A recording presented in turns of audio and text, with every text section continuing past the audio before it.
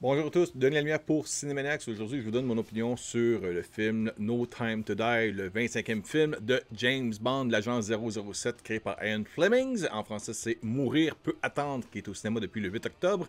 Et je vous dirai pas de secret, je tourne pas en rond, il n'y aura pas de spoilers là-dedans, mais juste pour vous dire que j'ai adoré ce film-là. J'ai vu avant, j'ai pris le temps avant d'aller voir le film avec ma conjointe, de regarder quelques critiques qui venaient des visionnements en Europe et en Amérique du Nord. Ça a l'air partagé, puis je comprenais pas vraiment pourquoi. Et je tiens à vous dire en partant que je suis pas un grand fan des films de James Bond. Lorsque j'étais jeune, j'ai grandi avec la génération de Roger Moore. J'ai vu quelques films après ça de Timothy Dalton, Pierce Brosnan. C'était comme un rafraîchissement, mais les films n'ont pas été extraordinaires côté visuel, à part GoldenEye. Et puis, je dirais que Daniel Craig, bien sûr, là, mon préféré, je vous le montre ici, je l'ai même ici en DVD, puis je vais attendre bientôt un coffret 4K. Lorsque ça sera disponible, je vais me commander ça. Je suis retombé en amour avec Casino Royale, qui, d'après moi, est le peak summum ultra des 25 films de James Bond, à mon avis. Et ça, c'est le choix de chaque personne. J'ai vu après ça au cinéma, à cause du momentum que le Casino Royale a eu, j'ai été voir Quantum of Solace avec Daniel Craig, qui était sa suite directe, qui pour une des rares fois vraiment faisait une suite. C'était comme un Casino Royale 2, façon de parler. Et c'était pas aussi bon. C'est un petit peu weird, mais à le revoir récemment, j'ai appris avec le temps à peut-être mieux l'apprécier. Puis d'arrêter de le comparer à Casino Royale, justement. Fait que dans la génération de Daniel Craig, qui est la génération qu'on a présentement, il y a 5 films. Il y a Casino Royale, qui est un chef-d'œuvre, tant qu'à moi.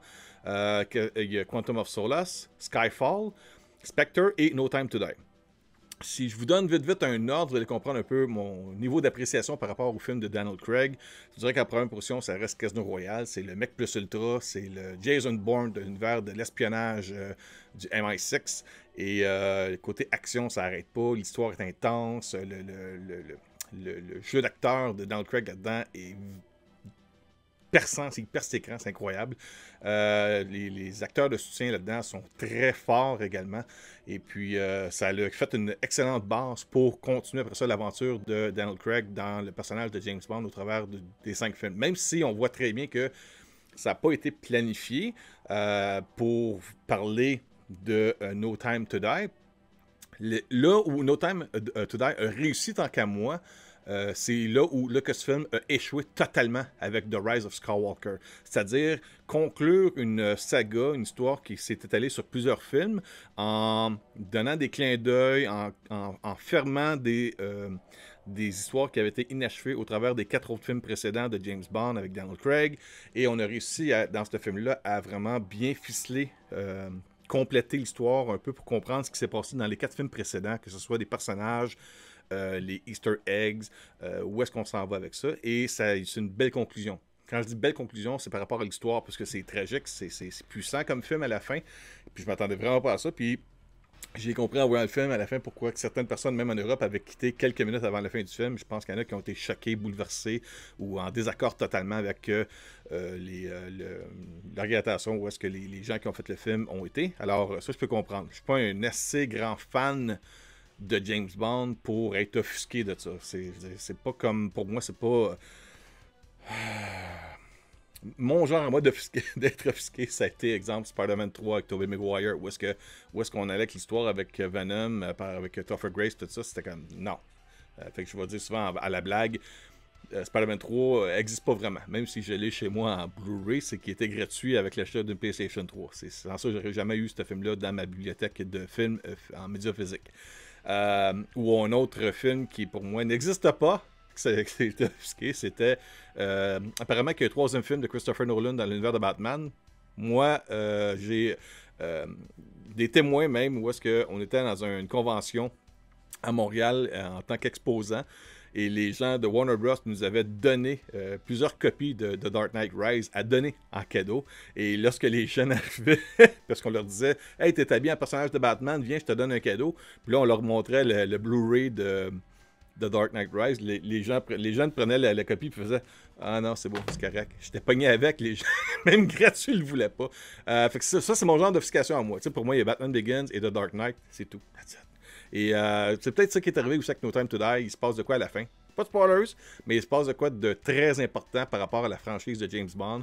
Et ça l'a choqué plusieurs personnes, je pense qu'il y en a qui n'ont pas accepté ça, puis ils ont quitté. Puis c'est peut-être pour ça aussi qu'il y a des critiques qui sont négatives sur ce film-là. Parce qu'en tant que tel, le film, je vais compter vite, je vais vous lire le synopsis. Ça dit dans Mourir peut attendre, No Time to Die, Bond a quitté le service actif et savoure des jours paisibles en Jamaïque. Mais sa paix est interrompue par son vieil ami de la CIA, Felix Leiter, qui vient lui demander de l'aide. La mission qui consiste à sauver un scientifique enlevé s'avère beaucoup plus périlleuse que prévu, entraînant Bond sur les traces d'un mystérieux criminel armé d'une nouvelle artillerie technologique. Et en passant, dans l'ère de pandémie où est-ce qu'on vit présentement l'être humain réel, dans le vrai monde, on peut craindre un peu ce qui se passe dans le film de James Bond. C'est plus juste la science-fiction, on peut peut-être penser même que si ça arriverait, ça nous mettrait vraiment encore plus dans la merde. Et il y aurait comme une forme de science-fiction, même à ça, liée au problème, la situation qu'il y a dans le film de No Time to Die, mais on est capable de comprendre un peu.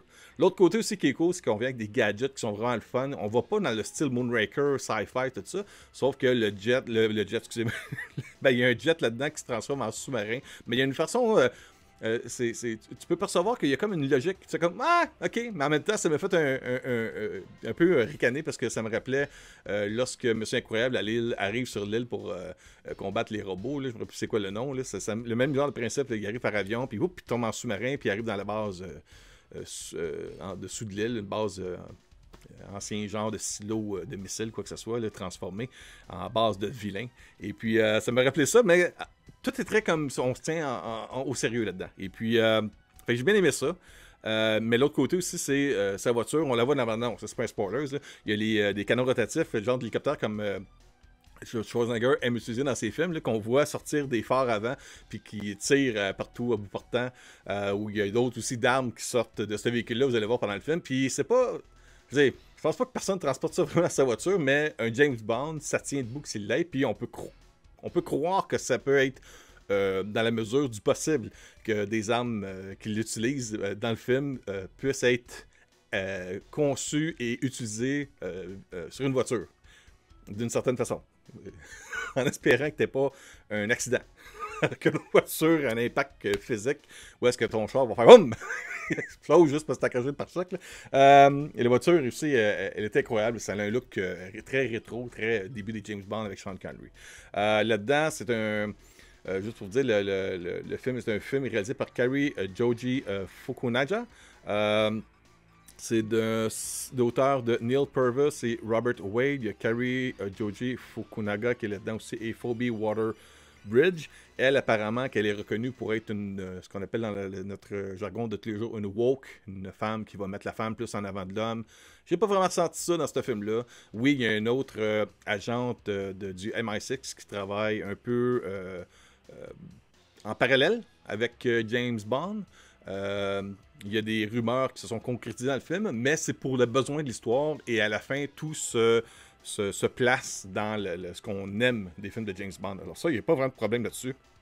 Je me suis pas senti comme le petit blanc offusqué, testicule qui se fait chopper. Non. C'est un film de James Bond. C'est un film d'action. L'homme blanc qui se sent maltraité de ce temps-ci dans la génération d'Hollywood peut se sentir en sécurité dans ce film-là. C'est correct. Et j'ai bien aimé ça. Ça, il n'y a pas de problème avec ça. Distributeur, excusez-moi, les distributions du film, les acteurs qui travaillent dans le film, bien sûr, Donald Craig qui revient pour une 5e fois dans le rôle de James Bond. Il y a Rami Malek qui vient faire le méchant dans ce film-là. Peut-être le petit point négatif, c'est pas nécessairement son personnage, mais petite voix tranquille. Comme on a vu dans Jupiter's Ascending, là, le méchant qui a une voix très tranquille comme ça. C'est comme même du caractère, du volume, du coffre. Les méchants comme ça, qui ont l'air. C'est un petit peu l'affaire mais le personnage est quand même bien développé. Il n'y a pas beaucoup à faire. On comprend sa motivation dès le début du film, sans vraiment être expliqué en profondeur, mais on n'en a pas vraiment besoin. Mais Rami Malek est là comme pour être le porteur de la prémisse du film en tant que tel. Il y a Léa Seydoux qui est là-dedans aussi. Il y a Lashana Lynch, Ben Whishaw, Naomi Harris et Jeffrey Wright et Christopher Waltz qui revient aussi et Ralph Fiennes qui est dans le rôle de M. Il y a plusieurs autres acteurs là-dedans, mais juste pour dire que j'ai bien aimé ce qui arrive, l'utilisation de chacun des personnages présentés à l'écran. Il y en a qu'on aimerait qu'ils soient là plus longtemps. Donc c'est bon signe. Si on pense qu'un personnage n'est pas là assez longtemps, c'est que le temps qui a été là, ça l'a servi, on l'a apprécié, puis on veut en avoir plus, mais on nous donne juste qu'est-ce qu'on a de besoin. On a des conclusions sur plusieurs personnages, donc c'est pour ça que je vous dis, c'est forcément la fin de Daniel Craig dans l'ordre de James Bond, et je serais pas surpris que le prochain James Bond, parce que pourquoi qu'il n'y en aurait pas d'autres, je pense que ça va être vitam aeternam, ça va tout le temps continuer. Pas mal sûr que le 26e film sera une refonte de fond en large. On va rechanger tout ce qui est l'acteur, le style, la base même va rester, je pense. Le MI6 et l'utilité d'un personnage comme James Bond pour sauver le monde, mais on va vraiment tout refonter. Je pense pas que Ralph Fiennes va revenir ou les autres acteurs qui jouent dans l'unité des agents secrets ou quoi que ce soit, là, peu importe, comme j'essaie de trop dire d'affaires en même temps, mais tous les héros, les acteurs qui sont supporters de James Bond dans cette franchise-là, des 5 films de Daniel Craig, je pense qu'on va là vraiment repartir à neuf avec les prochains. Comme on a fait quand on a parti avec Daniel Craig ou quand on a parti avec Pierce Brosnan, sauf que là, présentement, je sais qu'il y avait Judi Dench, qui avait continué de Pierce Brosnan à Daniel Craig, ce qui est un peu bizarre. Mais là, je pense vraiment qu'on va repartir à zéro pour le besoin de respecter un peu ce qui se passe dans le 5e film, dans No Time to Die. Pour vous donner une idée aussi du niveau du film, pour moi, je vous dirais que dans l'ordre des 5 films, Casino Royale est premier. No Time to Die devient 2e film. J'ai beaucoup aimé ce film-là. Casino Royale est comme pour moi indéplaçable. C'est comme mon film préféré d'espionnage, d'agent secret, action. Donc No Time to Die. Après ça, les 3 autres, je n'ai pas aimé. N'empêche que lorsqu'il y aura un coffret de James Bond, si c'est pour les 25 films, j'investirai en 4K pour acheter les 25 films. S'il y a un coffret des 5 films de Daniel Craig, je vais m'acheter le coffret des 5 films de Daniel Craig sans aucun problème. Il y a beaucoup de gens qui louangent, tant que moi, c'est surévalué, le Skyfall. Je me suis emmerdé dans ce film-là. Pour moi, c'était pas James Bond. Et le pire, c'est que moi, je dis ça. Je pense que c'est ça. J'y ai pensé un peu avant l'enregistrement. Je sais pas pour vous, mais James Bond, on a des attentes quand on va voir James Bond. Surtout lorsqu'on a un nouveau film ou un nouvel acteur qui va interpréter le personnage de James Bond. Un peu comme lorsqu'on a un nouveau film de Batman. Là, il y a un nouveau film de Batman qui s'en vient de Warner Bros. Et là, on s'attend à comment lui va... On fera une comparaison. On fera une comparaison avec Val Kilmer, on fait une comparaison avec Michael Keaton, avec Ben Affleck. À partir de là, déjà, on a des attentes. Et ce qui va un peu nous diriger un peu si on aime ou non le film. Puisque là, on va voir le film, puis on s'est déjà fait une idée de ce qu'on espère que cet acteur-là va amener comme interprétation pour le personnage. Ben, c'est un peu ça avec Daniel Craig ou Skyfall. Moi, j'aime, justement, dans No Time to Die, j'aime le fait que James Bond utilise des gadgets. Sans être trop sci-fi, on est vraiment dans le côté crédible. On peut comprendre comment il utilise ces gadgets-là. Skyfall était comme, on va ramener James Bond à la base. Il utilise juste un walkie-talkie on radio et that's it. Il faut qu'il utilise son expérience, malgré le fait qu'il est tout le temps... il a tout le temps des sentiments qu'il va prendre sa retraite, qu'il est trop vieux pour ça. Puis tout. J'ai détesté ce film-là, je me sens emmerdé. Mais j'ai quand même plus aimé Skyfall côté qualité de production de film que Spectre ou Quantum of Solace. Donc, je vous dirais Casino Royale, No Time to Die, Skyfall, Quantum of Solace et Spectre. Je pense que ce serait l'ordre. N'empêche que les 5 films ne sont pas nécessairement des mauvais films. C'est juste qu'on aime ou qu'on n'aime pas. On a des attentes, on se fait des idées de ce que ça va être. Et puis, comme on va manger un repas au restaurant, on se commande de quoi qu'on pense que ça va être bon. On se fait une idée de ce que ça va goûter. Et si ça goûte... Si le goût est différent, même si la viande est de qualité ou les légumes sont apprêtés de façon de très bonne qualité, ben, si on s'est fait une idée à la base puis ça ne répond pas à ce qu'on voulait, ben, on va être dans le déni d'accepter la qualité de ce qu'on a comme repas. Ben, même chose pour un film d'après moi, sauf comme James Bond ou d'autres franchises qui ont eu plusieurs films. Je dirais que la grosse différence là-dedans, c'est pas pour les défendre, c'est l'univers du MCU Marvel, où est-ce qu'on a présentement 25 films. Il y avait les 23 films des 3 phases, et dans la 4e, on a eu Black Widow et Shang-Chi and the Legend of the Ten Rings. Chaque film est quand même assez différent. C'est pas 25 films d'un espion qui sauve le monde. Il y a des films d'espionnage, d'action, de super-héros, de missions vol de banque, des choses comme ça, whatever, vous comprenez ce que je veux dire, il y a des films politiques un peu avec Winter Soldier, il y a de la trahison, il y a toutes sortes de genres de films différents dans l'univers de Marvel, tandis que James Bond, ben, il faut tout le temps refaire un peu le même genre d'histoire, mais différent. C'est pas évident après 25 films, là, my god, ça devrait pas être à la base du gars qui va repartir le 26e scénario ou concept ou l'idée de base pour dire hey, on fait quoi de nouveau? Le roi est rendu au 26e. Qu'est-ce que tu peux faire de nouveau avec le même personnage qui a les mêmes bases que les gens s'attendent? C'est ça qui est pas facile. Fait que c'est ça. Daniel Craig a 5 films. Juste faire une liste vite vite. Il y a Sean Connery qui a 6 films à son actif. Malheureusement, qui nous a quittés il y a pas longtemps. Il a fait Dr. No, From Russia with Love, Goldfinger, Thunderball, You Only Live Twice et Diamonds Are Forever. Il y a l'acteur en 69 qui a fait un film qui s'appelle George Lazenby, qui a joué dans le film On Her Majesty's Secret Service, qui plusieurs considèrent comme un excellent film basé sur les romans de Ian Fleming. Après ça, il y a Roger Moore, qui d'après moi est en tête de liste par rapport au nombre de films qu'il a fait, mais lui, il a fait des films jusqu'à la fin de la cinquantaine. Là. Ça paraît même dans les derniers films un peu, mais j'ai grandi avec ces films-là. J'étais plus jeune, je regardais des films de Roger Moore, donc même que j'avais de la misère à un moment donné à différencier Octopussy de Living Daylight et A View to a Kill à cause de ça.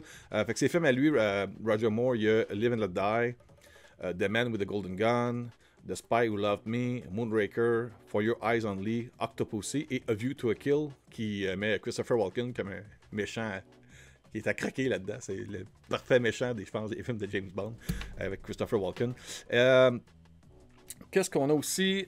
Timothy Dalton qui a joué dans 2 films. Il était supposé jouer dans un 3e film, je le répète très bien, mais il y a une situation où est-ce que ça a pris trop de temps avant de développer le 3e film. Je ne me rappelle pas s'il y avait une grève de scénaristes, producteurs, quoi que ce soit, ou s'il y avait juste des problèmes de droits légaux, quoi que ce soit, pour la distribution. Puis, Timothy Dalton s'était tassé de là. Le premier film est, je me rappelle, très mauvais. The Living Daylight, c'était comme affreux. Mais License to Kill, un excellent film avec Timothy Dalton.